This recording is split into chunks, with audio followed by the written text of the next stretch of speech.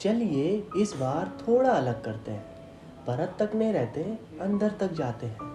दर्द की बात करते हैं, कुछ मेरी तो कुछ उनकी बात करते हैं।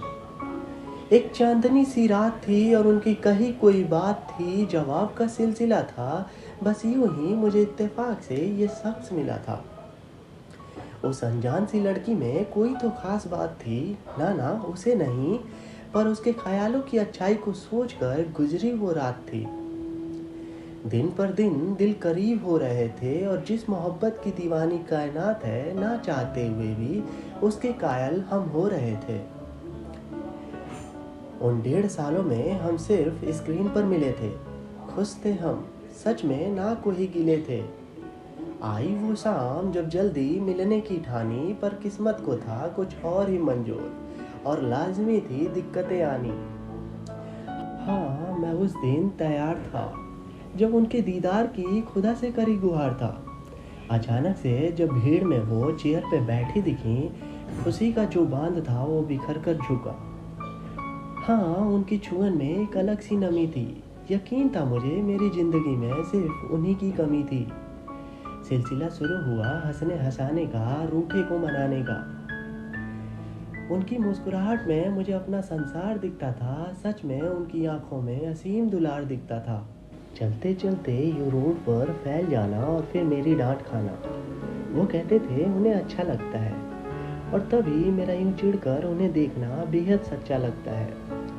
नदी किनारे बैठ दिल के किताबी पन्नों को दोबारा पढ़ना हमारा शौक सा बन रहा था, और उन्हीं धाराओं के साथ हमारा हर दर्द घुल रहा था। यूं मानो उन्हें एक बेफिक्र जान की तरह सोते हुए ताकने की आदत सी हो गई थी।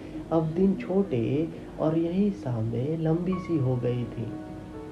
वो बारंबार उनके होठों की तरफ खींचे चले जाने की लत लग गई थी। अब मेरे जहन में उनकी सिर्फ उनकी कॉपीराइट बन गई थी।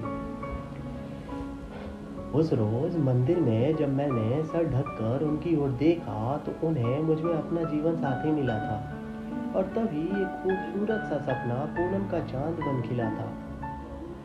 वापसी की घड़ी भी कुछ ज़्यादा जल्दी आई।